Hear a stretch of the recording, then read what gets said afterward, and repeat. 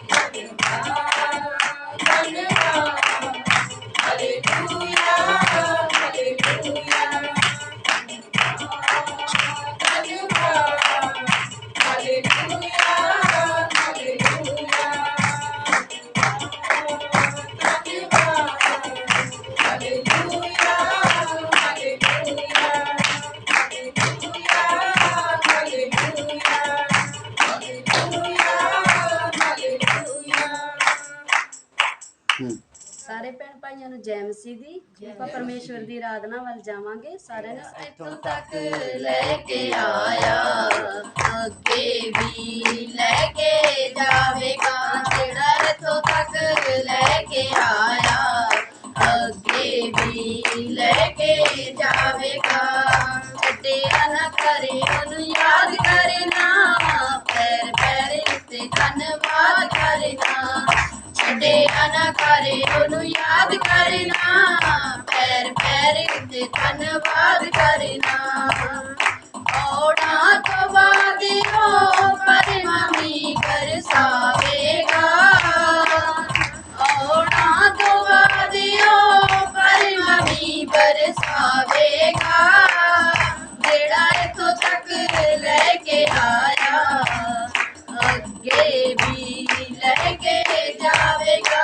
ਜਿਹੜਾ ਇੱਥੋਂ ਤੱਕ ਲੈ ਕੇ ਆਇਆ ਅੱਗੇ ਵੀ ਲੈ ਕੇ ਜਾਵੇਗਾ। ਜਿਹੜਾ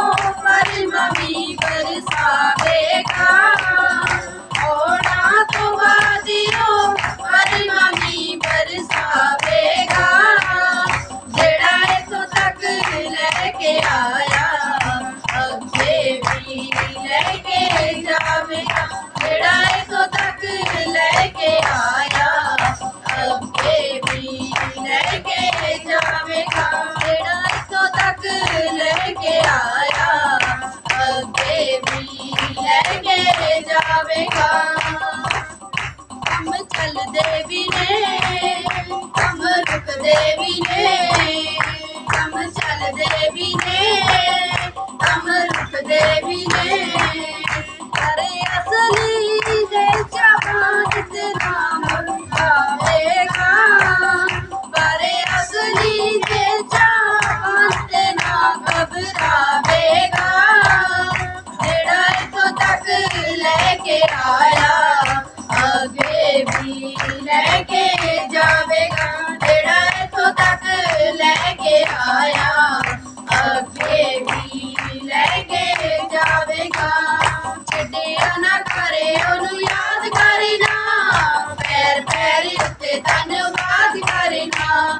ਛੱਡਿਆ ਨਾ ਕਰੇ ਉਹਨੂੰ ਯਾਦ ਕਰਨਾ, ਪੈਰ ਪੈਰ ਉੱਤੇ ਧੰਨਵਾਦ ਕਰਨਾ।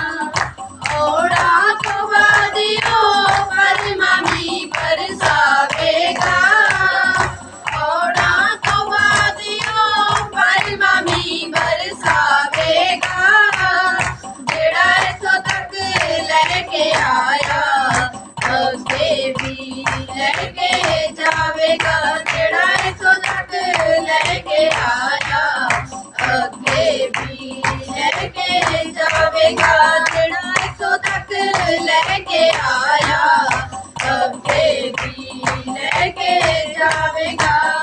ਆਪੇ ਲਾਵੇ ਸੱਟਾਂ ਆਪੇ ਬੰਨੇ ਪੱਟੀਆਂ, ਆਪੇ ਪਾਵੇ ਬਲਦੇ ਆਪੇ ਪਾਵੇ ਖੱਟੀਆਂ। ਆਪੇ ਲਾਵੇ ਸੱਟਾਂ ਆਪੇ ਬੰਨੇ ਪੱਟੀਆਂ, ਆਪੇ ਪਾਵੇ ਬਲਦੇ ਆਪੇ ਪਾਵੇ ਛੱਟੀਆਂ।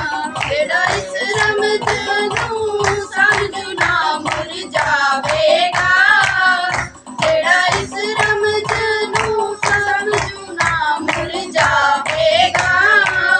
ਜਿਹੜਾ ਇੱਥੋਂ ਤੱਕ ਲੈ ਕੇ ਆਇਆ ਅੱਗੇ ਵੀ ਲੈ ਕੇ ਜਾਵੇਗਾ, ਜਿਹੜਾ ਇੱਥੋਂ ਤੱਕ ਲੈ ਕੇ ਆਇਆ ਅੱਗੇ ਵੀ ਲੈ ਕੇ ਜਾਵੇਗਾ। ਛੱਡਿਆ ਨਾ ਕਰੇ ਉਹਨੂੰ ਯਾਦ ਕਰਨਾ, ਪੈਰ ਪੈਰ ਉੱਤੇ ਧੰਨਵਾਦ ਕਰਨਾ। ਛੱਡਿਆ ਨਾ ਕਰੇ ਉਹਨੂੰ ਯਾਦ ਕਰਨਾ, ਪੈਰ ਪੈਰ ਉੱਤੇ ਧੰਨਵਾਦ ਕਰਨਾ। ਔੜਾਂ ਤੋਂ ਬਾਅਦ ਉਹ ਪਰਮਾਮੀ ਬਰਸਾਵੇਗਾ, ਔੜਾਂ ਤੋਂ ਬਾਅਦ ਉਹ ਪਰਮਾਮੀ ਬਰਸਾਵੇਗਾ। ਜਿਹੜਾ ਇੱਥੋਂ ਤੱਕ ਲੈ ਕੇ ਆਇਆ ਅੱਗੇ ਵੀ ਲੈ ਕੇ ਜਾਵੇਗਾ, ਜਿਹੜਾ ਇੱਥੋਂ ਤੱਕ ਲੈ ਕੇ ਆਇਆ ਅੱਗੇ ਵੀ ਲੈ ਕੇ ਜਾਵੇਗਾ। ਭੁੱਲਿਆਂ ਨੂੰ ਸਿੱਧੇ ਰਾਹੇ ਪਾਉਣ ਵਾਸਤੇ ਤਾੜਦਾ ਏ ਸਾਨੂੰ ਸੁਧਰਾਉਣ ਵਾਸਤੇ। ਭੁੱਲਿਆਂ ਨੂੰ ਸਿੱਧੇ ਰਾਹੇ ਪਾਉਣ ਵਾਸਤੇ ਤਾੜਦਾ ਏ ਸਾਨੂੰ ਸੁਧਰਾਉਣ ਵਾਸਤੇ। ਜਿਹੜਾ ਵਧਣਾ ਚਾਹੁੰਦਾ ਏ ਕਦੇ ਨਾ ਛੱਡ ਕੇ ਜਾਵੇਗਾ, ਜਿਹੜਾ ਵਧਣਾ ਚਾਹੁੰਦਾ ਏ ਕਦੇ ਨਾ ਛੱਡ ਕੇ ਜਾਵੇਗਾ। ਜਿਹੜਾ ਇੱਥੋਂ ਤੱਕ ਲੈ ਕੇ ਆਇਆ ਅੱਗੇ ਵੀ ਲੈ ਕੇ ਜਾਵੇਗਾ, ਜਿਹੜਾ ਇੱਥੋਂ ਤੱਕ ਲੈ ਕੇ ਆਇਆ ਅੱਗੇ ਵੀ ਲੈ ਕੇ ਜਾਵੇਗਾ। ਛੱਡਿਆ ਨਾ ਕਰੇ ਉਹਨੂੰ ਯਾਦ ਕਰਨਾ, ਪੈਰ ਪੈਰ ਉੱਤੇ ਧੰਨਵਾਦ ਕਰਨਾ। ਛੱਡਿਆ ਨਾ ਕਰੇ ਉਹਨੂੰ ਯਾਦ ਕਰਨਾ, ਪੈਰ ਪੈਰ ਉੱਤੇ ਧੰਨਵਾਦ ਕਰਨਾ। ਔੜਾਂ ਤੋਂ ਬਾਅਦ ਉਹ ਪਰਮਾਮੀ ਬਰਸਾਵੇਗਾ, ਔੜਾਂ ਤੋਂ ਬਾਅਦ ਉਹ ਪਰਮਾਮੀ ਬਰਸਾਵੇਗਾ। ਜਿਹੜਾ ਇੱਥੋਂ ਤੱਕ ਲੈ ਕੇ ਆਇਆ ਅੱਗੇ ਵੀ ਲੈ ਕੇ ਜਾਵੇਗਾ, ਜਿਹੜਾ ਇੱਥੋਂ ਤੱਕ ਲੈ ਕੇ ਆਇਆ ਅੱਗੇ ਵੀ ਲੈ ਕੇ ਜਾਵੇਗਾ, ਜਿਹੜਾ ਇੱਥੋਂ ਤੱਕ ਲੈ ਕੇ ਆਇਆ ਅੱਗੇ ਵੀ ਲੈ ਕੇ ਜਾਵੇਗਾ, ਅੱਗੇ ਵੀ ਲੈ ਕੇ ਜਾਵੇਗਾ, ਅੱਗੇ ਵੀ ਲੈ ਕੇ ਜਾਵੇਗਾ, ਅੱਗੇ ਵੀ ਲੈ ਕੇ ਜਾਵੇਗਾ। ਸੈਨਾ ਦਾ ਯਹੋਵਾ ਜਦੋਂ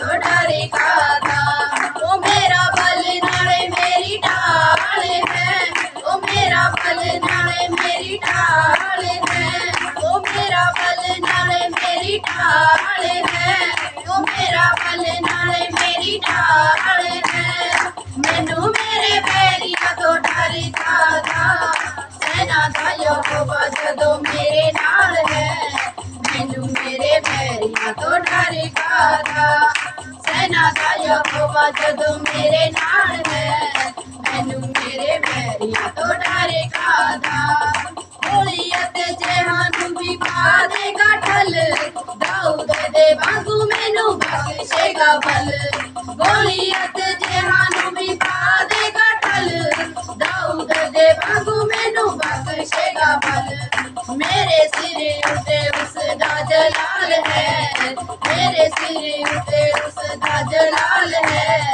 मैनू मेरे बैरिया तो डर कादा सेना दा यहोवा जदों मेरे नाल है मैनू मेरे बैरिया तो डर कादा सेना दा यहोवा जदों मेरे नाल है मैनू मेरे बैरिया तो डर कादा ओ मेरा बल नाले मेरी ढाल है ओ मेरा बल नाले मेरी ढाल है मैनू मेरे बैरिया तो डर कादा सेना दा यहोवा जदों मेरे नाल है मैनू मेरे बैरिया तो डर कादा सेना दा यहोवा जदों मेरे नाल है मैनू मेरे बैरिया तो डर कादा दानियल नबी जिन्ना शेरां तो बचाया सी इस्राएलियां नू पानी चीर के लंघाया सी दानियल नबी जिन्ना शेरां तो बचाया सी इस्राएलियां नू पानी चीर के लंघाया सी प्यारे ओदा देखो कितना ही कमाल है प्यारे ओदा देखो कितना ही कमाल है मैनू मेरे बैरिया तो डर कादा सेना दा यहोवा जदों मेरे नाल है मैनू मेरे बैरिया तो डर कादा सेना दा यहोवा जदों मेरे नाल है मैनू मेरे बैरिया तो डर कादा ओ मेरा बल नाले मेरी ढाल है ओ मेरा बल नाले मेरी ढाल है मैनू मेरे बैरिया तो डर कादा सेना दा यहोवा जदों मेरे नाल है मैनू मेरे बैरिया तो डर कादा सेना दा यहोवा जदों मेरे नाल है मैनू मेरे बैरिया तो डर कादा अगे अगे होके खुद मैनू चलावेगा बिगड़ ना देवे हाथ अपना बतावेगा अगे अगे होके खुद मैनू चलावेगा बिगड़ ना देवे हाथ अपना बतावेगा हर वेले मेरा उसनू ख्याल है हर वेले मेरा उसनू ख्याल है मैनू मेरे बैरिया तो डर कादा सेना दा यहोवा जदों मेरे नाल है मैनू मेरे बैरिया तो डर कादा सेना दा यहोवा जदों मेरे नाल है मैनू मेरे बैरिया तो डर कादा ओ मेरा बल नाले मेरी ढाल है ओ मेरा बल नाले मेरी ढाल है मैनू मेरे बैरिया तो डर कादा सेना दा यहोवा जदों मेरे नाल है मैनू मेरे बैरिया तो डर कादा सेना दा यहोवा जदों मेरे नाल है मैनू मेरे बैरिया तो डर कादा मैनू मेरे बैरिया तो डर कादा मैनू मेरे बैरिया तो डर कादा पिता परमेश्वर जी ਤੁਹਾਡੇ ਦਾਦਾ ਸਿੰਘ ਤੁਹਾਡੇ ਹੱਥਾਂ ਵਿੱਚ ਦੇਣਾ ਖੁਦਾਵੰਦ ਪਿਤਾ ਆਪਣੀ ਸਮਝ ਨਾਲ ਕਰਕੇ ਇਸਤੇਮਾਲ ਕਰਨਾ ਖੁਦਾਵੰਦ ਪਿਤਾ ਪਰਮੇਸ਼ਰ ਜੀ ਜੋ ਵੀ ਅਸੀਂ ਬਚਨ ਵਾਲੇ ਹੋਵੇ ਖੁਦਾਵੰਦ ਪਿਤਾ ਪਰਮੇਸ਼ਰ ਜੀ ਤੁਹਾਡੀ ਗਵਾਹੀ ਦੇ ਨਾਲ ਹੋਵੇ ਖੁਦਾਵੰਦ ਪਿਤਾ ਪਰਮੇਸ਼ਰ ਜੀ ਤੁਹਾਡੇ ਦਾਸ ਨੂੰ ਤੁਹਾਡੇ ਹੱਥ ਵਿੱਚ ਦੇਣਾ ਖੁਦਾਵੰਦ ਪਿਤਾ ਪਰਮੇਸ਼ਰ ਜੀ ਆਪਣੀ ਅਗਵਾਈ ਨਾਲ ਚਲਾਉਣਾ ਖੁਦਾਵੰਦ ਪਿਤਾ ਪਰਮੇਸ਼ਰ ਜੀ ਤੁਹਾਡਾ ਧੰਨਵਾਦ ਖੁਦਾਵੰਦ ਪਿਤਾ ਪਰਮੇਸ਼ਰ ਜੀ ਤੁਹਾਡੇ ਦਾਸ ਦੇ ਦੁਆਰਾ ਖੁਦਾ ਤੁਸੀਂ ਸਾਡੇ ਨਾਲ ਗੱਲ ਕਰਨਾ ਖੁਦਾਵੰਦ ਪਿਤਾ ਪਰਮੇਸ਼ਰ ਜੀ हालेलुया हालेलुया खुदावन पिता परमेश्वर जी ਤੁਹਾਡਾ ਅਨੁਗ੍ਰਹਿ ਬਣਿਆ ਰਹੇ खुदावन पिता परमेश्वर जी ਤੁਹਾਡਾ ਧੰਨਵਾਦ खुदावन पिता परमेश्वर जी ਜੋ ਵੀ ਉਹਦੀ ਬਚਨ ਬਾਣੀ ਹੋਵੇ ਇਹਨਾਂ ਦੇ ਦਿਲ ਦੇ ਦਿਮਾਗਾਂ ਦੀ ਪੱਟੀਆਂ ਤੇ ਲਿਖਿਆ ਜਾਵੇ खुदावन पिता परमेश्वर जी पिता परमेश्वर जी इस बचन ਨੂੰ शैतान चुरा ना सके खुदावन पिता परमेश्वर जी पिता परमेश्वर जो भी ਉਹਦਾ ਬਚਨ ਹੋਵੇ खुदावन पिता ਇਹਨਾਂ ਦੇ पिता परमेश्वर ਜੀਵਨ ਦੇ ਵਿੱਚ ਕਾਰਜ ਕਰੇ खुदावन पिता परमेश्वर जी हालेलुया खुदावन पिता परमेश्वर जी ਤੁਹਾਡਾ ਧੰਨਵਾਦ खुदावन पिता परमेश्वर जी दया करने वाले रहम करने वाले खुदावन पिता परमेश्वर जी ਤੁਹਾਡਾ ਧੰਨਵਾਦ करते हैं खुदावन पिता ਤੁਹਾਡਾ ਧੰਨਵਾਦ खुदावन हालेलुया खुदावन पिता परमेश्वर जी पिता परमेश्वर जी ने भी बच्चे ने खुदावन पिता परमेश्वर जी इन्होंने भी ਤੁਹਾਡੇ ਹੱਥਾਂ ਵਿੱਚ ਦੇਣਾ खुदावन पिता परमेश्वर जी इन्होंने भी खुदावन पिता परमेश्वर जी अपने बचन बाणी का प्रकाश देना खुदावन पिता परमेश्वर जी हालेलुया खुदावन पिता परमेश्वर जी ਤੁਹਾਡਾ ਧੰਨਵਾਦ पिता परमेश्वर जी तुझी कलीसिया भी दिनों दिन वाजी जावे खुदावन पिता परमेश्वर जी हालेलुया खुदावन पिता परमेश्वर जी ਤੁਹਾਡਾ ਧੰਨਵਾਦ खुदावन पिता परमेश्वर जी हालेलुया खुदावन पिता परमेश्वर जी ਤੁਹਾਡਾ ਧੰਨਵਾਦ खुदावन पिता परमेश्वर जी ਤੁਹਾਡਾ ਧੰਨਵਾਦ मेरी छोटी जान सुनो कबूल करो प्रार्थना करो यीशु के नाम से मांगते हैं आमीन आमीन आइए पास सब जन खड़े हो जावांगे मैं परमेश्वर ਦੇ ਦਾਸ ਨੂੰ ਬੇਨਤੀ ਕਰਦੀ ਹਾਂ ਕਿ ਉਹ ਅੱਗੇ ਆਉਣ ਪਰਮੇਸ਼ਰ ਦੇ ਬਚਨ ਨੂੰ ਸਾਡੇ ਨਾਲ ਸਾਂਝਾ ਕਰਨ ਸਵਾਗਤ ਕਰਾਂਗੇ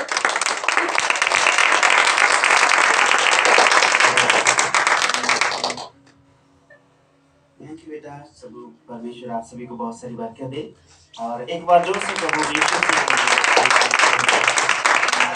और सभी का हम बहुत ज़्यादा मिलकर गहराई से धन्यवाद करते हैं, शुक्र करते हैं। सबसे पहले आप अपने अपने स्थान पर बैठ जाइए और परमेश्वर आप सभी को बहुत ज़्यादा आशीष दें आज के सुंदर समय के दौरान कि परमेश्वर ने हमारे जीवन में आज सब्बत का समय है और बहुत ही आशीषित रखा है। बोलिए हालेलुया। हालेलुया। एक बार हम परमेश्वर का धन्यवाद करते हुए जैसे प्रार्थना भवन में सुबह से लेकर अभी तक प्रार्थना चल रही है और आराधना में अपनी भजन बंदगी में परमेश्वर ने सहयोग किया। आइए आंखों को बंद करेंगे और परमेश्वर का धन्यवाद करें। सभी जन बोल के प्रार्थना करें, अपने हाथों के लिए, अपने पैरों के लिए, अपनी देही के लिए परमेश्वर का शुक्रिया अदा करें। उसने हमें जीवित रखा है, आज इस समय तक परमेश्वर ने हमें जीवित रखा, संभाल कर रखा। आज उस सब्बत का दिन है। आपको और मेरे लिए इतना आशीषित है मेरे भाई मेरी बहन कि इसकी कीमत कोई भी चुका नहीं सकता। और इस सब्बत के दिन को परमेश्वर ने आशीष दी है कि जो भाई बहन, जो बेटे बेटी, जो बच्चे बुजुर्ग जबान, कोई भी मनुष्य जो परमेश्वर की इबादत करने के लिए उसकी बारगाह में बनता है और उसके जीवन में बेहद आशीष वो परमेश्वर देते हैं। संसारिक ही से नहीं बल्कि स्वर्गीय अनंत परमेश्वर भर देते हैं और अनंत जीवन की बातों को वो जीवन बो देते हैं। पिता परमेश्वर, हम भी आपके दास, आपके बेटे होने के नाते पिता इस कलीसिया और पेंटेकोस्ट की पूरी मंडली इस टीम के लिए धन्यवाद करते हैं पिता। और इनके ऊपर अपना दाहिना हाथ, अपना करुणामय हाथ रखना पिता। अपनी दृष्टि पाक जो है इनके ऊपर बनाए रखना ताकि हर एक कमी घटी कमजोरी इनके जीवनों को छोड़कर जाती रहे। आज का जो वचन हो पिता इन सभी के जीवन में बहुत आय से कार्य कर पाए और जो बातें तो प्रभु यीशु से नासरी करना चाहते हो और पिता वही करना पिता। और परमेश्वर हम दुआ करते हैं जो बातें आज आप वचन से करना चाहते हो अपने रूह पाक मुकद्दस के वसीले हम नहीं बल्कि आपका रूह पाक मुकद्दस पवित्र आत्मा बात करे हमसे ताकि हम तेरी कलीसिया तेरी प्रजा को तेरा संदेश दे सके पिता और बहुत आय से तेरे बच्चे प्रफुल्लित हो जाए। ऐसा हृदय देना पिता कि तेरा वचन इनके हृदयों में टिक सके और ऐसी बुद्धि देना कि तेरे वचन को समझ सके। ऐसा जीवन देना पिता कि अपने जीवन में तेरे वचन को लागू कर पाए और एक एक बात के लिए हम तेरा शुक्रिया अदा करते हैं। तू जो महिमा के योग्य है, बढ़ाई तेरी, आदर तेरा, तू ही इसके योग्य है पिता। सारा आदर सारी महिमा जलाल आप ही को मिले और खुदावन प्रभु यीशु मसीह के नाम में होकर हम इस दुआ को मांगते हैं। आमीन। आमीन। सभी बोलिए आमीन। आमीन। हालेलुया। हालेलुया। तो इन परमेश्वर के वचन के बीच में से कुछ अहम बातों को आज सीखने वाले हैं परमेश्वर के वचन के बीच में से। और आप सभी जन से हमारी विनती है कि यूहन्ना का जो पहला पत्र है उसको निकाल लें।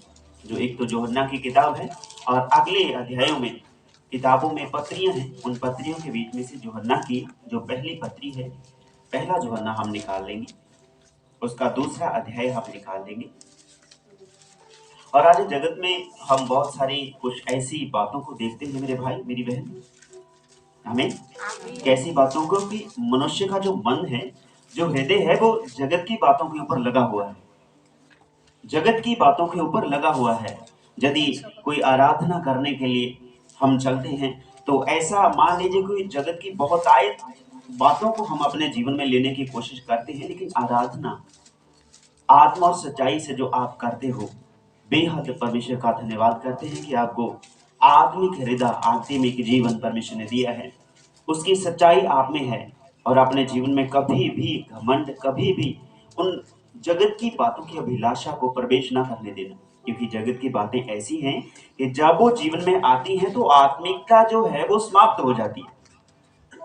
आमीन। जब संसार की मोहब्बत, संसार का मोह जीवन में आता है तो वचन इन बातों को बयान करता है, परमेश्वरीय जो प्रेम है वो हमारे जीवन से समाप्त हो जाता है, वो अलग चला जाता है, हमारे जीवन से कहीं खो ही जाता है। जैसे हमने पिछले दिनों में परमेश्वर के वचन से सीखा कि भलाई तो जाती रही, सच्चाई तो खो गई, कहीं पे खो गई है, अब ढूंढते फिरते हैं, कहीं से मिलती नहीं है। इसीलिए परमेश्वर का वचन कहता है कि यदि हम किसी जगत की बातों के ऊपर मन लगाते हैं तो वो परमेश्वर से वैर करने वाली बात है। कैसे हो गया? परमेश्वर के आगे दुआ की कि प्रभु मुझे अच्छा सा घर मिल जाए। और अभी जो पिछले समय में जो बातें हुई हैं, वो जो घग्गर होता है, जो पानी की नहरें हैं, बड़ी नहरें हैं, और वो भर गई और पानी इर्द गिर्द सभी गांव में चला गया, तब की बातें हैं। और बातें अब हम आपको बताते हैं ताकि, क्योंकि परमेश्वर का वचन इन बातों को बयान करता है, जब तक परमेश्वर का आत्मा उबारे ना तब तक कोई बात संपूर्ण नहीं हो पाती, और ना ही हम कर पाते हैं और ना ही कोई ग्रहण कर पाता है। यदि बोल भी दिया जाएगा तो वो समय जो परमेश्वर ने नियुक्त किया, उस समय के अनुसार जब परमेश्वर का वचन हमारे जीवन में कार्य करता है तो उद्धार आता है, तो छुटकारा हमारे जीवन में आता है। बोलिए हालेलुया, आमीन। और एक भाई जो कहता है, परमेश्वर के आगे विनती करता है, प्रभु मुझे अच्छा सा घर मिल जाए, मेरी अच्छी सी कोठी बन जाए, और परमेश्वर ने उसको दे भी दिया। प्रभु में नहीं है, लेकिन परमेश्वर के आगे दुआ करता है हर एक जगह पे। जैसे वचन में लिखा, जगत जो है अपने अपने देवी देवताओं को, अपने परमेश्वर की उपासना करता है, लेकिन वचन हमें बताता है कि हम अपने यहोवा परमेश्वर की इबादत करते हैं, उसका नाम सिमरन करते हैं, उसकी भजन बंदगी करते हैं। इसीलिए तो उसके जिसकी वो उपासना करते हैं, और वे उसने छाती ठोकर कहा कि हमारे प्रभु ने, हमारे रब ने हमें ये देखो कितनी बड़ी बिल्डिंग दे दी, और आके कभी देखना। मैंने कहा भैया हम बिना छत के चर्च में ठीक हैं, हमें ठीक है, और बारिश होती है तो कोई बात नहीं, ऊपर तरपाल ओढ़ लेते हैं, कोई दिक्कत वाली बात नहीं है, लेकिन हम ऐसी कोठियों से ठीक हैं, ऐसे प्रभु की हजूरी में, उसके तंबू में एक दिन भी रहना 1000 दिन की उम्र के बराबर है। बड़ा आनंद है मेरे भाई, हालेलुया। तो जब उस भाई ने ऐसी बातों को कहा, मन में कुछ तो आया मेरे कि प्रभु आप जरूर, प्रभु हमारे पास है कुछ नहीं है। और पिछले दिनों अर्शदीप बात करने लगा कि जब से चर्च का हमने ये काम कर रखा है, और तब से बारिश, पूरी बारिश नहीं हुई कभी, क्योंकि हम यहीं पे रहते हैं, और शायद हो सकता है इस बच्चे के बीच में से परमेश्वर ने बात करी कि पूरी बारिश कभी हुई नहीं कि जहां से उठकर कहीं चले जाएं। हालेलुया।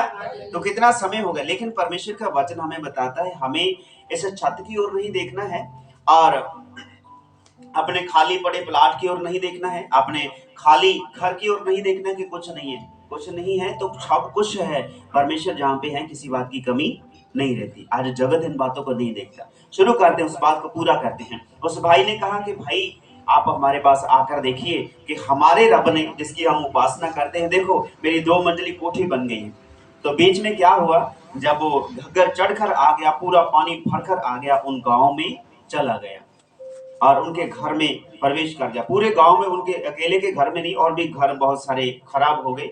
और जब वो बिल्डिंग बनी हुई थी तो कुछ ही दिनों बाद उस भाई ने फोन किया हमारी माता के पास में कि हमारा तो माता जी सारा घर जो है वो खराब हो गया, और वो तो त्रेड़ें आ गई, उसमें दरारें पड़ गई, और अभी हम उसमें रह नहीं सकते। क्यों? क्योंकि वो जगत का है। आमीन।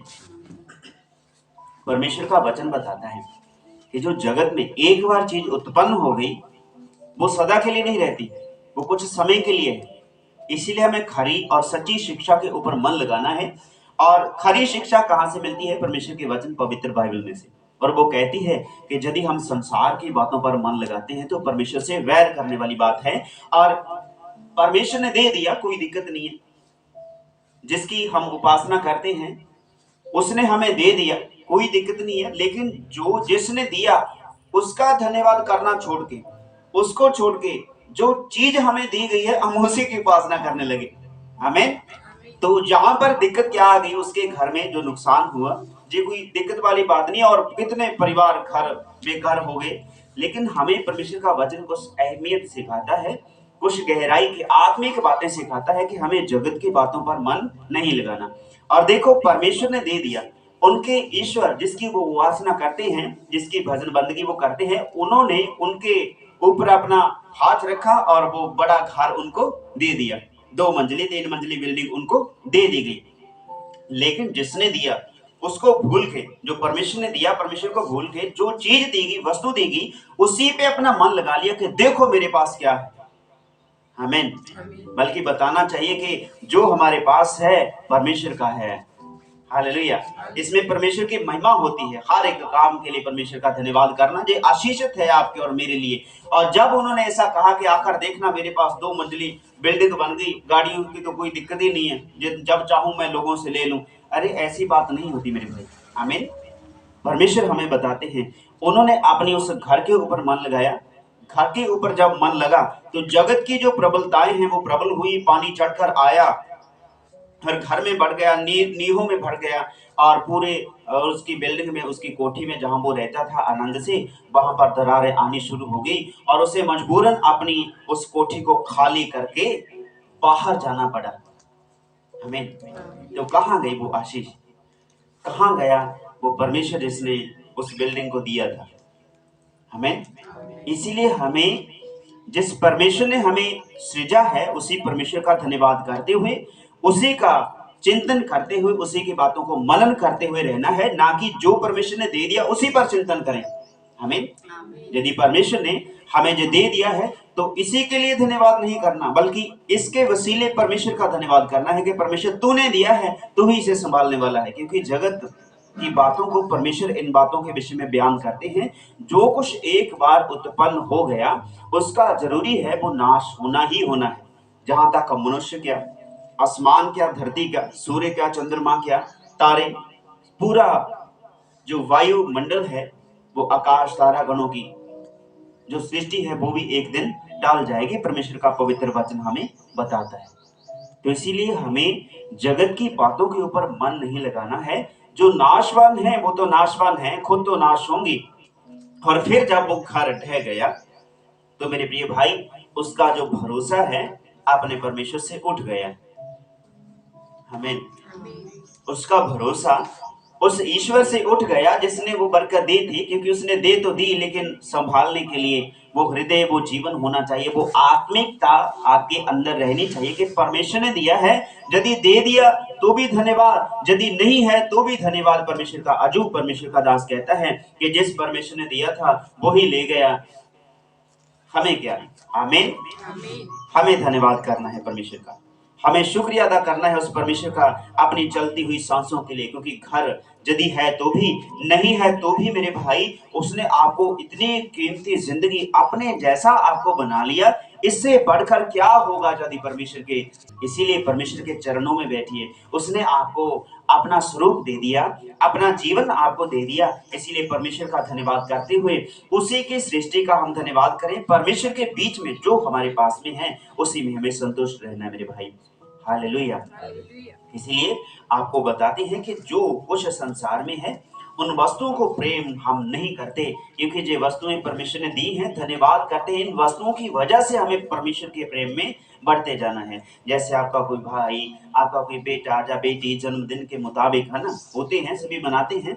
और जन्मदिन के समय पर कोई अच्छी वस्तु, कोई भेंट लेकर के आ गया तो इसलिए हम उसका आदर करते हैं कि उसने आदर किया, बच्चे को एक बर्थडे गिफ्ट दे करके गया और कपड़े दे करके गया, इसी बात के लिए नहीं, बल्कि जो वस्तु देने की वजह से क्या हो गया, एक प्यार बढ़ गया है। आमीन। वस्तु तो वस्तु है। यदि ऐसा ही है कि हाँ इसने वस्तु दे दी, अगली बार फिर बर्थडे रखेंगे और बुलाएंगे और वस्तु आ जाएंगी, इसलिए नहीं, बल्कि इसलिए कि उनकी मोहब्बत जाहिर हो गई। वो वस्तुओं के ऊपर हमें मोहब्बत नहीं दिखानी है, वस्तुओं के ऊपर जो दे दी गई है, मिल गई है, उनके ऊपर अपने मन को नहीं लगाना है, बल्कि जिसकी वजह से हमारे पास में वस्तुएं हैं, जिसकी वजह से आपका और मेरा जीवन सलामत है, उसका धन्यवाद करते, उसी के प्रेम में हमें बढ़ते जाना है। हालेलुया। यूहन्ना की किताब 2 अध्याय और 15 आयत को हम पढ़ेंगे। जरा देखिए क्या लिखा है। ਸੰਸਾਰ ਨਾਲ ਮੋਹ ਨਾ ਰੱਖੋ, ਨਾ ਉਹਨਾਂ ਵਸਤਾਂ ਨਾਲ ਜੋ ਸੰਸਾਰ ਵਿੱਚ ਹਨ। आमीन। तुम ना तो संसार से और ना संसार में की वस्तुओं से प्रेम रखो। आमीन।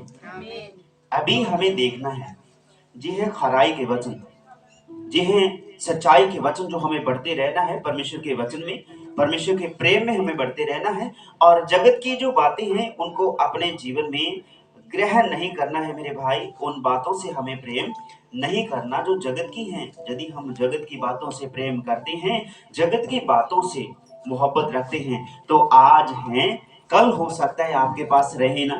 एक हम छोटी सी बात आपको बताते हैं।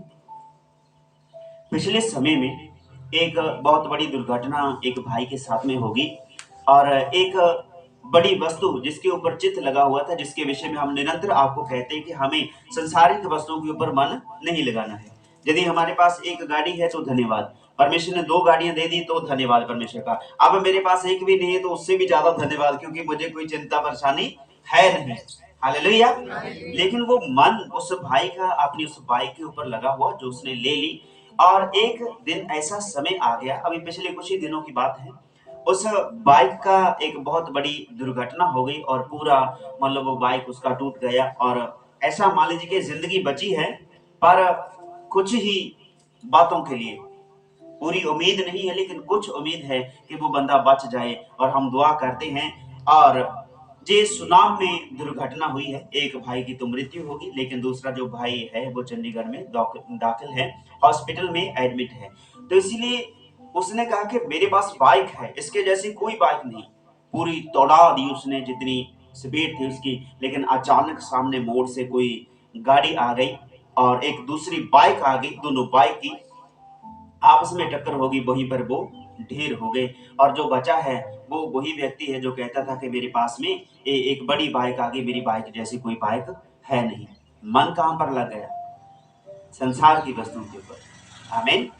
मन कहां पर लग गया? संसार की वस्तुओं के ऊपर। अरे भाई, संसार की वस्तु आज है, कल नहीं होगी। हो सकता है जैसे आपको अभी बताया, वो वस्तु खुद भी नाश हो जाए और साथ में आपका भी नाश कर दे। इसीलिए हमें परमेश्वर के बीच में प्रेम रखना है, परमेश्वर की मोहब्बत को जानना है, और उस ईश्वरीय स्वर्गीय प्रेम को जानना है जो हमारे बीच में रहता है, जो हमारे उद्धार का कारण बनता है, जो हमारे छुटकारे का कारण बनता है। परमेश्वर का वचन ये कहता है, तुम ना तो संसार से और ना संसार में की वस्तुओं से प्रेम रखो। इसीलिए यदि हम संसार की वस्तुओं से प्रेम रखते हैं मेरे भाई, तो ये संसारिक वस्तुएं खुद तो नाश होंगी और अपने नाश होते होते आपको भी नाश कर देंगी। एक और छोटी सी बात हमें याद आ गई, आपको बताते हैं। जैसे लॉकडाउन लगा था, काफी समय हो गया, उसके दौरान बहुत सारे अमीर भाई बहन थे, जिम्मेदार थे और बिजनेसमैन थे, और उनके पास जो पैसा पड़ा था, जो जैसे कह लें कोई बुरे तरीके से उन्होंने पैसा कमाया था, वो बैंक में जमा करवाना पड़ा। लेकिन एक भाई, एक सेठ जो दुकान का मालिक था, उसने अपने पैसों को ढेरी बना ली। इतना बड़ा स्टेज है, इतनी ढेरी उसने बना ली, बीच में बैठ गया और उस पर क्या किया, तेल पेट्रोल छिड़क के अपने आप को मारने की कोशिश की कि मेरे पैसे, अब मैं क्या करूं, मैं इसका क्या करूं, वे जमा करवाने पड़ेंगे, सरकार मांग रही है, ये तो मैं करवा नहीं सकता, यदि मैं सरकार के पास जाऊंगा तो मुझे जेल हो जाएगी, इससे अच्छा है मैं खुद ही आत्महत्या कर लूं। ऐसी मोहब्बत को पैसे से करता रहे। पैसा है, जाता है तो जाने दीजिए। आमीन। बाइक है, टूट गई तो कोई दिक्कत नहीं, जाने दीजिए। गाड़ी है, चली गई, कोई दिक्कत नहीं है मेरे भाई। आपका घर है, ढह गया, कोई दिक्कत नहीं है, लेकिन आप तो सलामत हैं। आमीन। आप तो सलामत हैं। इसीलिए जगत की बातों से मोहब्बत करनी अच्छी नहीं है। लिखा है जगत की बातों से प्रेम नहीं करना, ना तो जगत से ना जगत की बातों से प्रेम करना है। अभी जो पैसे की ढेरी के ऊपर में बैठा है वो सेठ धनी मनुष्य, और वो कहता है मेरे पैसे जाएंगे, इसके साथ मैं भी जाऊंगा, मैं अपनी जान दे दूंगा। पैसे हैं, जाने दीजिए, कुछ है नहीं, कोई दिक्कत नहीं है, प्रभु का धन्यवाद करें, क्योंकि उसी का है जिसने जीवन आपको दे दिया, वो आपको खाने की वस्तुएं भी मुहैया करेगा। जो हमने पढ़ा पंजाबी में पढ़िए, और पहला यूहन्ना की पत्री 2 अध्याय उसकी 15 आयत को पंजाबी में पढ़ेंगे। ਸੰਸਾਰ ਨਾਲ ਮੋਹ ਨਾ ਰੱਖੋ, ਨਾ ਉਹਨਾਂ ਵਸਤਾਂ ਨਾਲ ਜੋ ਸੰਸਾਰ ਵਿੱਚ ਹਨ। हमें संसार से मोह, उससे मोहब्बत मत रखो। संसार के जो बीच में है, उसके बीच में जो उत्पन्न हुई, वो भी आप मोहब्बत मत करें उनसे। हालेलुया। हालेलुया। संसार से और संसार के बीच में उत्पन्न हुई वस्तुओं के ऊपर अपना मोह, अपनी मोहब्बत ना रखें, क्योंकि जो बात एक बार उत्पन्न हो गई उसका नाश होना लाजमी है। मनुष्य का जन्म लेना और मरना लाजमी है। इसीलिए प्रभु परमेश्वर सदा जुगानुग एक ही परमेश्वर है। उसने कहा जो ईंट पर ईंट धरेगी, पत्थर के ऊपर पत्थर टिका हुआ नहीं रहेगा। एक एक पत्थर जो पत्थर के ऊपर पड़ा है वो गिरा दिया जाएगा। ऐसा समय आ जाएगा। तो जिनकी उम्मीदें, जिनका भरोसा उन पत्थरों के ऊपर में है, उस अच्छी भली सुंदर दिखने वाली वस्तुओं के ऊपर में है, और वस्तुएं तो नाश होंगी ही होंगी, लेकिन उसके साथ में आप भी नाश मत हो जाना, क्योंकि परमेश्वर ने क्यों कहा कि तुम ना तो संसार से और ना संसार में की वस्तुओं से, जो संसार के बीच में है उनकी वस्तुओं में से आपको मोहब्बत नहीं करनी, उनके ऊपर अपना मन नहीं लगाना। इसीलिए जो बाइबल परमेश्वर का वचन है हमें स्वर्ग जाने के लिए तैयार करता है, अनंत जीवन हासिल करने के लिए तैयार करता है। हमें तैयारी करनी है, हमें पूरी तैयारी करनी है स्वर्ग में जाने के लिए। हम यहाँ पर एक मुसाफिर हैं, परमेश्वर का वचन बताता है। एक बार हाथ उठाकर बोलिए हालेलुया। हालेलुया। परमेश्वर की इस जगत में जो परमेश्वर ने बनाया, हमें रखा गया। जैसे मान लीजिए कि इस जगह पर इस पूरी जगह को सजा दिया है, आमीन, और ये बनाया गया, इसके ऊपर हमने इसको सजा दिया, ये इसकी सजावट है, आमीन। अगर हम इस सजावट के ऊपर ही अपना मन लगा के रखते हैं और इसको कोई अहमियत नहीं देते हैं, तो हमारा मन कहाँ पे है? इस भवन के बीच में नहीं, इस पुलपिट के बीच में नहीं, सिर्फ इसी पे है। यदि ये होगा तो मैं प्रचार करूंगा, ये होगा तो मैं वीडियो बनाऊंगा, हमें इस रीति से नहीं, जगत की बातों से मोहब्बत नहीं। यदि ये ना होगा तो क्या मेरा मन फीका पड़ जाएगा? यदि मेरा मन इसके बीच में लगा होगा कि हाँ ये सुंदर फूल हैं, जे होंगे तो मैं हूं, जे नहीं है तो मैं नहीं हूं। इसीलिए परमेश्वर के ऊपर अपना ध्यान लगाएं। परमेश्वर सदा रहने वाला है और अनंत जीवन उसमें है, अनंत जीवन की ओर मन लगाएं। हम यहाँ पर मुसाफिर हैं। मुसाफिर क्या है मेरे भाई? चलते हैं, रास्ते में कितनी वस्तुएं मिलती हैं, आवाजाही के साधन हैं, व्हीकल है, मिलते हैं, भाई बहन मिलते हैं, बच्चे बुजुर्ग जवान मिलते हैं, अनेकों प्रकार की वस्तुएं हमें मिलती हैं, व्हीकल मिलते हैं, महंगे सस्ते पुराने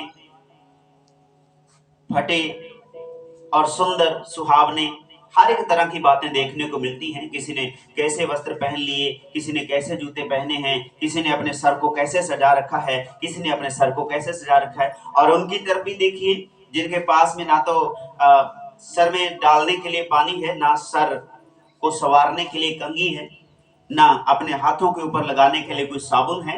हमें ध्यान देना है, यदि जगत की बातों से हमारी प्रेम उत्पन्न होता है, जगत की बातों के लिए हमारा प्रेम है, तो जगत की बातें आज हैं कल नहीं होंगी।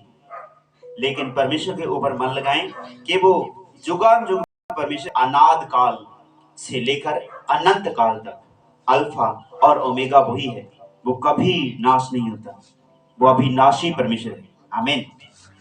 हमें जगत की बातों के ऊपर ध्यान नहीं देना है, संसार से और संसार में की वस्तुओं के ऊपर हमें ध्यान नहीं देना। जैसे वो बिल्डिंग ढह गई, उस भाई का भरोसा परमेश्वर के ऊपर से उठ गया, क्योंकि परमेश्वर ने दी थी, परमेश्वर के ऊपर ध्यान नहीं दिया। जिसने दे दिया वो दोबारा फिर से भी तो दे सकता है, आमीन।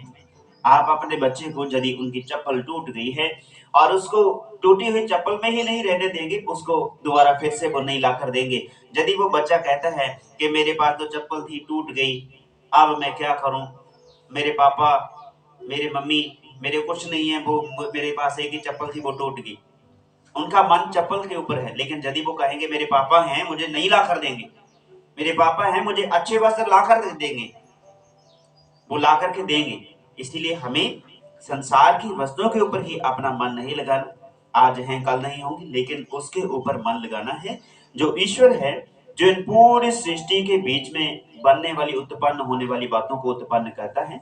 एक एक बात के ऊपर अपना ध्यान लगाना है, एक एक बात को अपने जीवन में ले लेना जो परमेश्वर की ओर से है, जो परमेश्वर के वचन में लिखी है। और मेरे भाई मेरी बहन, परमेश्वरीय जो प्रेम है वो सदा का प्रेम है, वो सदा का आनंद देने की ताकत रखता है, सदा के लिए छुटकारा देने की सामर्थ्य वो रखता है, अनंत जीवन। यीशु ने कहा मैं इसीलिए आया हूं कि तुम्हें अनंत जीवन मिले, तुम्हें चोखा जीवन मिले, वो संतुष्टि देने वाला, वो तसल्ली देने वाला, वो रिहाई देने वाला। आज जगत में जीवन है वो समाप्त हो जाएगा, लेकिन जो परमेश्वर के पास में जीवन है मेरे भाई मेरी बहन, वो अनंत काल तक रहने वाला जीवन है और वो कभी भी समाप्त नहीं होता। इसलिए जो जीवन हम देखते हैं ये कुछ समय के लिए निर्धारित है, कुछ समय के लिए ठहराया गया। हो सकता है 80 साल की उम्र हो सकता है 90 साल की उम्र हो सकता है 100 साल से 120 साल तक चली जाए, हो सकता है जवानी में ही बहुत सारे भाई बहन चले जाते हैं, बहुत सारी दुर्घटनाओं के साथ में ग्रस्त होकर के वो अपनी जीवनी को समाप्त किए रहते हैं। और हमें देखना है कि जो जीवन नाशवान है इनके ऊपर हमें मन नहीं लगाना है। यदि हम देखते हैं यीशु मसीह की ओर ध्यान दीजिए, हालेलुया, एक बार देखिए तो सही, आमीन, हालेलुया। यीशु मसीह के ऊपर ध्यान दें। यदि शैतान उसके पास में आता है कि मुझे सजदा कर, मैं संसार की सारी वस्तुएं तुझे दे दूंगा, यदि यीशु वहां पर जगत के ऊपर और जगत की वस्तुओं के ऊपर ध्यान देते तो वो नाश हो जाते, खुद तो नाश होते और सृष्टि का भी नाश तुरंत हो गया था, क्योंकि यीशु ही था जो जगत को बचाने के लिए आया कि प्रभु मैं जाऊंगा, पिता मैं जाऊंगा उनको क्षमा करने के लिए। और उसने करा भी, किया भी क्षमा उसने कि जे कुछ नहीं जानते पिता इनको क्षमा कर दे, जे भोले व्यक्ति हैं इनको कुछ नहीं पता। लेकिन बाद में अब तो जान गए हैं कि यीशु ने ऐसी मोहब्बत की कि जगत की बातों से नहीं, उसने यदि जगत से मोहब्बत की होती तो सोने का ताज, सोने का मुकुट लेकर के उसके इर्द गिर्द घूमते रहते थे लोग कि आइए तू है मेरा राजा, तू है हमारा राजा, यीशु तू हमारा राजा है, हमारी तलवार तेरी कुदरत वाली ताकत, हम दोनों मिलके इस दुनिया पर राज करेंगे। लेकिन यीशु ने उसे डांटा और कहा तेरा राज्य और है, मेरा राज्य और है। जगत का राज्य है जगत की बातों को फैलाने के लिए, जगत की अभिलाषाओं को अपने जीवन में लेने के लिए। जगत की मोहब्बत है जगत के बीच में उत्पन्न हुई वस्तुओं के ऊपर ध्यान है, उसका मन है।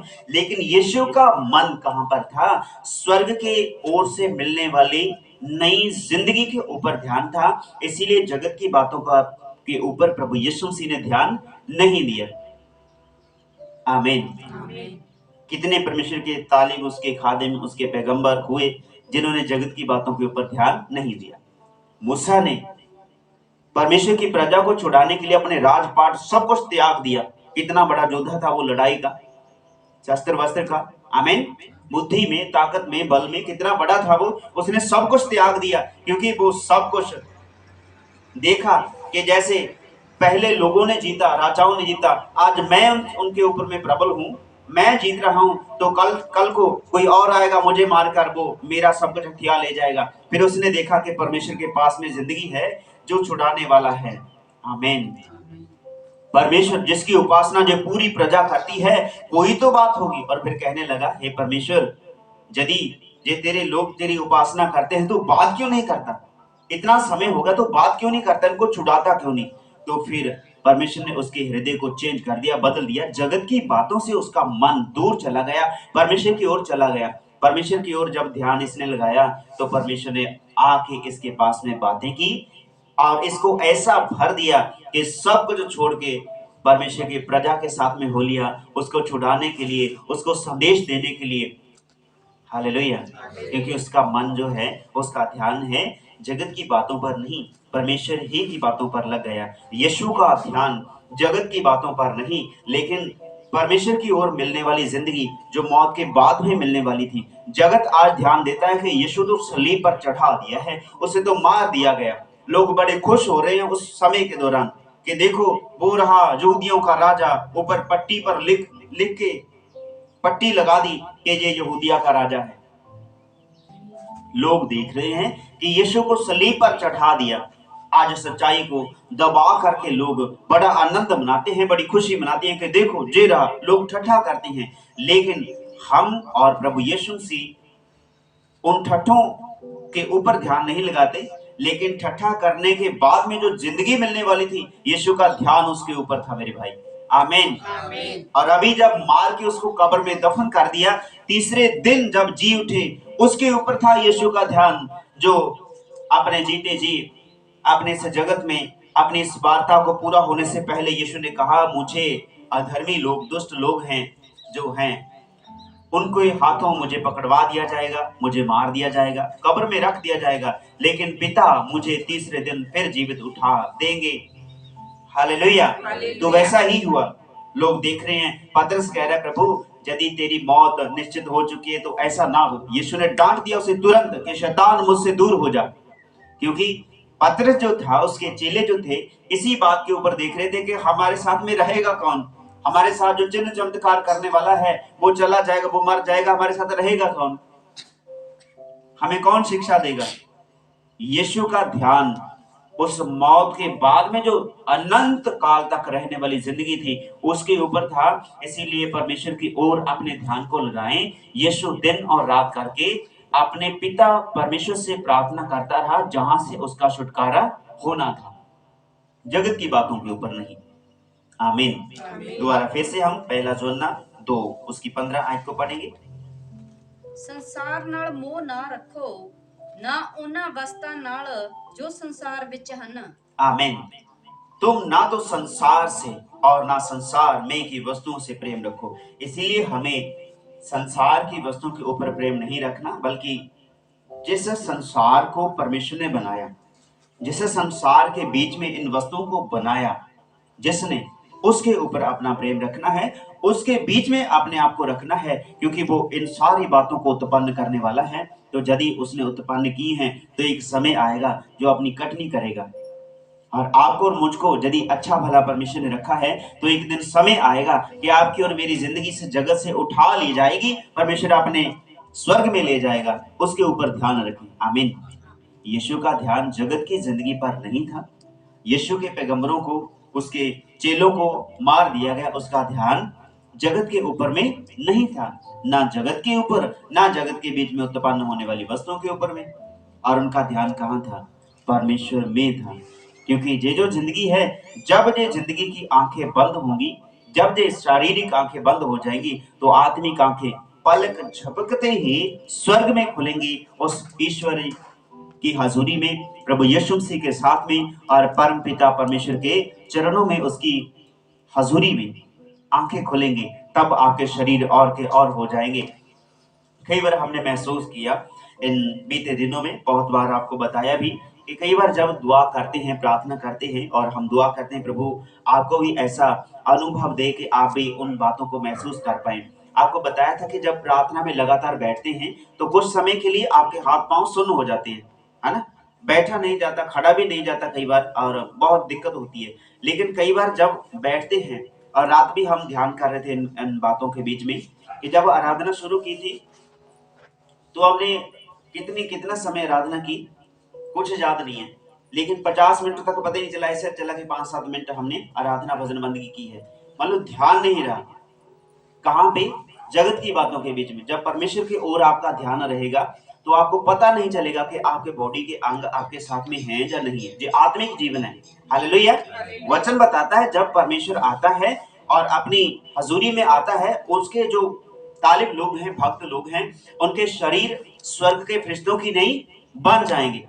इसीलिए अपनी देही को जब परमेश्वर के हाथों में सौंपते हैं तो आपको अपने हाथ पांव महसूस नहीं होंगे। जो दर्द करते हैं वो दर्द जाता रहता है, और जो कष्ट आपके जीवन में रहता है, मनों में जो विचार रहते हैं कि आराम करना है, वो विचार चले जाते हैं, अचानक से गायब हो जाते हैं। पता ही नहीं चलता कि कितना समय हो गया, कुछ पता नहीं रहता, कोई शुद्धि नहीं रहती कि कहां पर हम बैठे हैं, कैसे है, कोई बात करनी है या नहीं करनी। कई बार हमने आपको बताया कि जो प्रचार होता है, जो आराधना भजन बंदगी होती है, जब हम खुद भी इन बातों को बाद में सुनते हैं तो ऐसा अनुभव होता है कि ये वचन किसने बोले हैं, हमें ये किसने सिखाया। और खुद हम सीखते हैं परमेश्वर की हजूरी में बैठ करके, हाँ परमेश्वर ने ऐसी बातें की हैं, और ये बातें इतनी आनंदमयी, इतनी छुटकारे की होती हैं कि आपको ध्यान भी नहीं रहता कि परमेश्वर किन बातों के लिए आपको इस्तेमाल करता है। वो अनंत जीवन के लिए आपको इस्तेमाल करता है। यीशु की आमद इसीलिए हुई कि आपको अनंत जीवन मिले। इसीलिए जगत में जो जीवन मिलता है माता की कोख से निकले हैं, और वो एक दिन समाप्त हो जाएगा, लेकिन जब हम आत्मा से निकलते हैं तो सदा के लिए जीवित रहते हैं। आइए हम खड़े हो जाएंगे परमेश्वर की हजूरी में और धन्यवाद करते हुए परमेश्वरीय आनंद को अपने जीवन में लें, उसके छुटकारे को अपने जीवन में लें। और मेरे भाई मेरी बहन अपने हाथों को उठा करके हमें प्रार्थना करनी है परमेश्वर की हजूरी में, धन्यवाद करते हुए अपने हाथों के लिए, अपनी अच्छी सेहत के लिए धन्यवाद करें, और प्रभु परमेश्वर से विनती करें कि परमेश्वर मेरा जीवन जैसा आपको भाए वैसा हो। पिता परमेश्वर, हम दुआ करते हैं कि इनका मन और हमारा मन ना तो जगत की मोहब्बत के ऊपर, इस जगत के ऊपर, ना जगत के बीच में से उत्पन्न हुई वस्तुओं के ऊपर लगे, बल्कि हमारा ध्यान, हमारा मन, हमारा हृदय, हे मेरे परमेश्वर, मेरे परम परमेश्वर, मेरे पवित्र परमेश्वर, मेरे छुटकारा देने वाले, मुझे तसल्ली देने वाले परमेश्वर, तेरी ओर मेरा ध्यान रहे, तेरी ओर मेरे प्रभु मेरा मन लगा रहे, मेरी बुद्धि, मेरे विचार तेरी ही ओर लगे रहे। पिता परमेश्वर, तेरी तसल्ली बनी रहे, तेरा छुटकारा बना रहे इन भाई बहनों के बीच में, तेरा पवित्र अभिषेक ठहरने पाए। बहुत आयत से पिता ये बच्चे बिल्कुल आजाद हो जाए, जैसा परमेश्वर ने पहला यूहन्ना 2 अध्याय उसकी 15 आयत में बात की है कि तू ना तो इस जगत से, ना जगत की बातों के ऊपर मन लगाना, बल्कि हमें परमेश्वर की ओर ध्यान लगाना है। जगत की बातें यदि आपके मन में हैं तो मेरे भाई वो आपको तंग करेंगी। आपके पास आज है कल नहीं होगी, आपका मन उसी वस्तु के साथ ढेर हो जाएगा, टूट जाएगा। इसीलिए आप उसके ऊपर ध्यान लगाएं जो कभी टूटता नहीं, जो कभी टूटने नहीं देता, जो पैदा करने वाला है नए सिरे से। दाऊद कहता है कि मेरे मन में नया उठा है, में नए सिरे मुझे आनंद देता है। मेरी जिंदगी जो मालिक, मेरे सृजनहार परमेश्वर, तेरे ही हाथों में मैं सौंपता हूँ। इस कलीसिया, इस मंडली को तेरे हाथों में जोरावर सौंपता हूँ। एक तेरे आनंद में बढ़ते जाएं, तेरे बारे में जाएं, तेरी तसल्ली में जाएं। हमारे तमाम मिस्त्री भाई बहन के लिए हम दुआ करते हैं, मेहनत करने वाले मजदूर भाई बहनों के लिए दुआ करते हैं, और हमारे विलेज कंकवाल पेंटेकोस्टल टावर से जो निरंतर प्रार्थना होती है किसान मजदूर भाई बहनों के लिए, जिम्मेदारों के लिए, पुलिस मुलाजमों के लिए, आर्मी ऑफिसर्स के लिए, विलेज कंकवाल के सरपंच साहिबान के लिए पिता, और मेंबर साहिबानों के लिए, नंबरदार के लिए, टीचरों के लिए, डॉक्टर साहिबानों के लिए, तमाम अधिकारी जो अपना अधिकार रखे हुए हैं पिता, खासकर मेहनत करने वाले जवान भाई बहनों के लिए जो अपनी मजदूरी करते हैं, उनके हाथों में बरकत दीजिए बाबा। जो तेरे वचन को इस समय सुनते हैं वह आनंद से भर जाएं, वह छुटकारे से भर जाएं, वह तसल्ली से भर जाएं। निरंतर तेरा छुटकारा बना रहे, निरंतर तेरी आजादी बनी रहे, तेरी तसल्ली बनी रहे। मेरे सृजनहार परमेश्वर, तेरी आजादी इस कदर बनी रहे, तेरे बच्चे तुझ में आनंदित रहे। मेरी दुआ है ये वचन कोई चुरा ना पाए, ये वचन का बीज जो बो दिया गया फलवंत हो, तेरे बच्चे तुझ में बढ़ते जाएं, तुझ में आनंद पाएं, तुझ में छुटकारा पाएं। और प्रभु यीशु मसीह के नाम में हम इस दुआ को मांगते हैं, आमीन।